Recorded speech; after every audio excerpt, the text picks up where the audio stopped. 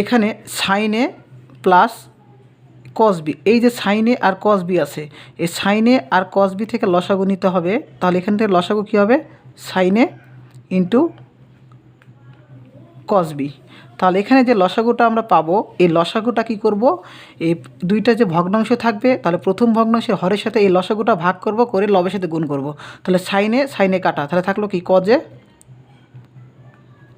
আর এখানে থাকলো কি ইন্টু কস বি, এই যে যোগ।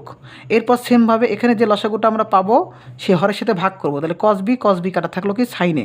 তাহলে এখানে লিখবো কি সাইনে ইন্টু সাইন বি। নিচে সেমভাবে একই অনুরূপ কাজ করব।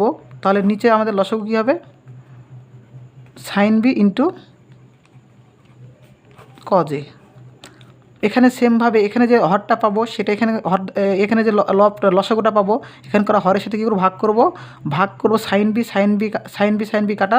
তাহলে থাকলো এখানে কজে, এখানে থাকলো কস বি। তাহলে এটাকে আমরা গুণ করে কী লিখবো? কজে ইন্টু কস বি যোগ। এরপর সেমভাবে এখানে কজে দ্বারা এখানে করা লসাগুর সাথে ভাগ হবে কজে, থাকলো কি এখানে সাইনে, এখানে থাকলো সাইন বি। তাহলে এখানে লিখবো কি সাইনে ইন্টু কী লিখবো? Sine B. ওকে।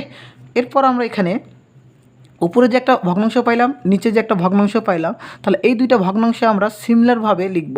তাহলে এখানে এটাকে আমরা এখানে ভাগ হিসাবে কল্পনা করব। তাহলে এই টানটাকে দিলাম এইটা, তাহলে উপরে যেটা লবে আছে সেই লবটা আমরা লিখবো এখানে কজে ইন্টু কস বি যোগ সাইনে ইন্টু সাইন বি।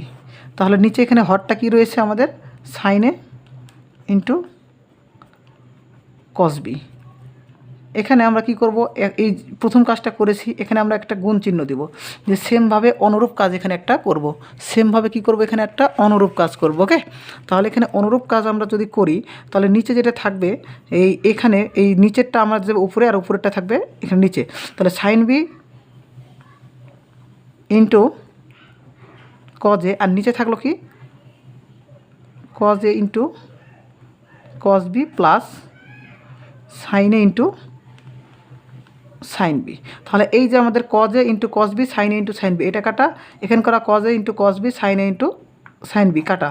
তাহলে এখানে থাকলো আমাদের কি সাইন বি ইন্টু কজে, আর এখানে থাকলো সাইনে ইন্টু কস বি। তাহলে আমরা সেমভাবে লিখবো এখানে সাইন বি ইন্টু কজে, আর নিচে কি থাকলো? তাহলে এখানে সাইনে ইন্টু কস বি। এই যে এখানে সাইন বি, এখানে সাইন বি, এখানে কস বি, এই যে কজে সাইনে, আমরা কি করব? এখান থেকে কোণগুলোকে কম্পেয়ার করব। তাহলে এখানে কোণ যদি সাইন বি লিখি, তাহলে নিচে এখানে আমরা কস বিটাকে নিয়ে আসব ইন্টু, এখানে ছিল কি কস এ, আর এখানে আছে কি সাইন এ। ওকে। তাহলে এখানে আমরা যদি সাইন বি ভাগ কস বি করি, তাহলে তার মান কত পাবো আমরা? Tan B. আর কজে ভাগ সাইনে যদি করি আমরা পাবো কি? কট এ। ওকে।